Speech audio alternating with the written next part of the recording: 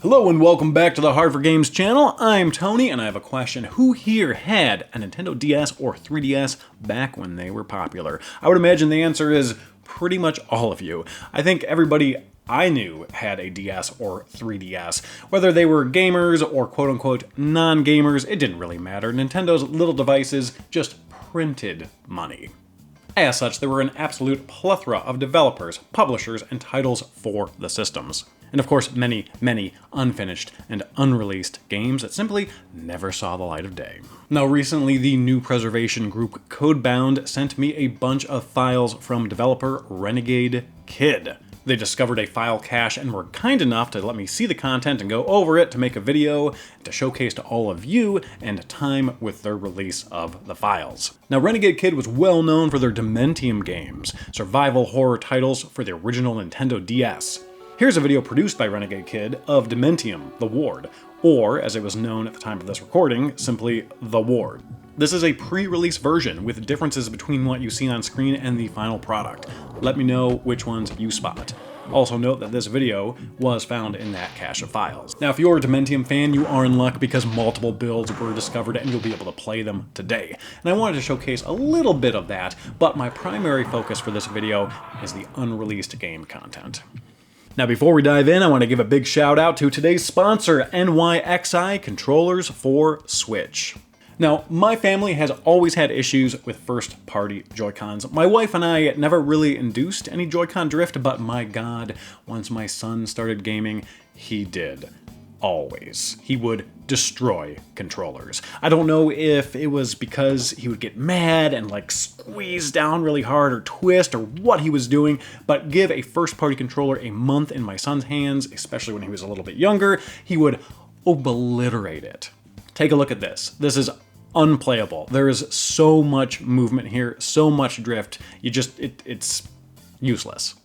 Now, we had bought a few third-party Joy-Cons and they were okay, but they'd have the occasional like sticky or stiff button. It was just like kind of like, all right, it was a quick fix sort of thing. However, after testing the NYXI controllers, I'm pleased to say they're comfortable, there's no sticky or stiff buttons, everything's very responsive, and my son loves it, yet has not destroyed it. It is much more durable than the first-party stuff, at least in terms of a child smashing his way to Joy-Con drift. So if you want to check these out for yourself, click the affiliate link below and use the discount code Hard4Games for 10% off your purchase. What we're focusing on today is called Project Lockdown. It is an unreleased pitch that was not picked up by a publisher that's separated into 3 different files, all for the same project. All right, here we have Project Lockdown. First thing you'll probably notice is there's no sound here. No ambiance, no music, no sound for firing the gun or reloading it.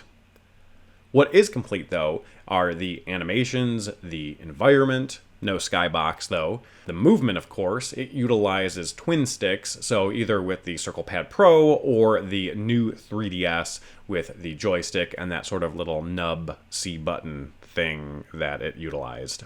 Kind of a weird little button when you look back at it. Bright Dawn, probably the name of the facility. Very ominous. I do love the environment here. Very cold, wintry, unwelcoming. It seemingly has some inspiration or is a similar premise to Dementium, although instead of breaking out of an insane asylum, it seems as if you are breaking into one. You don't seem like a patient. It seems like you have tactical gear on. Although these dog kennels make me think that maybe it is a prison and not an insane asylum. But then this door straight ahead says intensive treatment, which again makes me think asylum. But maybe it's a combination of both. Maybe it is a prison for the criminally insane. I am unsure. The jump here is very rudimentary. And I should also note, you can't open any doors here. Not that there are any doors in this little this little hallway here, but the other doors, gates, etc., you cannot open. Little glitch through the floor here. Here we are, jumping into file number 2. We seem to be in some sort of administrative room. I'm going to go ahead and test the door again, and once more, we cannot open anything. I can jump, though, And we do actually have a gun sound effect here. It seems to be some sort of a placeholder, though. It is very pingy. It seems to lack any sort of like oomph or power, but alas, it is here. File cabinets everywhere, most of them open, broken glass on the ground, and a little office in the corner here. Again, no sound effects other than the gun. No music, no ambiance, etc. I can fire, but my gun has no impact on anything. There are no like bullet effects or breakable anything at this point of the game.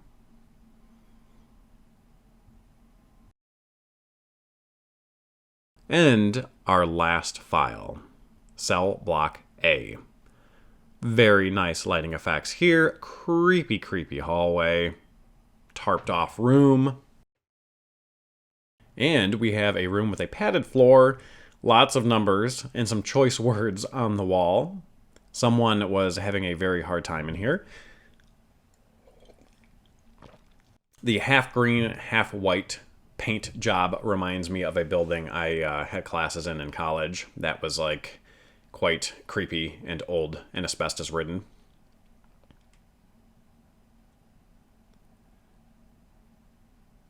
Empty room here.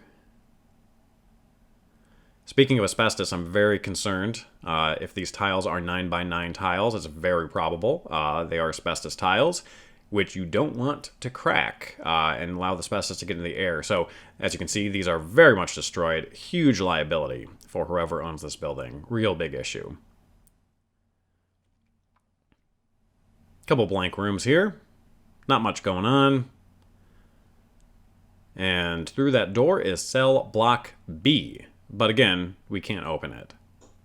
And that would be it, but as it turns out, there's a video in the cache of files that CodeBound found that the devs recorded of that first exterior level. This time you can actually go into the building and check it out a little bit. There are also snow effects, and we get to see a prototype zombified enemy that may potentially, and I do mean possibly, arguably, pose more of a threat than those shattered and broken asbestos tiles we saw earlier. Very cool. Now, before we go today, I wanted to showcase one more piece of content, an unreleased title by Renegade Kid called Griff Wild. It wasn't in this batch of content, but it was recently released online, so I figured it would be worth showcasing and talking about. Now, we actually have the original Dementium title screens, but once you select your file, we go right into the demo. And we have a nice invisible wall here, and a beautiful sunset. We can't actually leave town, unfortunately, though. Unlike Project Lockdown that runs on the 3DS, this runs on the original DS. To control your character, of course you don't have twin sticks, you have the D-pad, and to aim/look around, you use the stylus on the bottom screen. So it's a little bit clunky, but it works for the tech that it's running on. We also have sound effects, smoke effects, bullet holes, all that good stuff. A lot more fleshed out in terms of design and aesthetic compared to Project Lockdown. Little train on the outside of the fence over there. Lens flare when we look toward the sun. Overall, I'd be very curious to see how this would run with NPCs and enemies, because there seems like there's a lot going on here in terms of polygons. Honestly, I'm very impressed both with the aesthetic and also just, again, everything that it's rendering. That said, most of the stuff I played on DS was 2D, so maybe I shouldn't be that impressed. But from what I remember from the 3D stuff I played, this looks really good comparatively.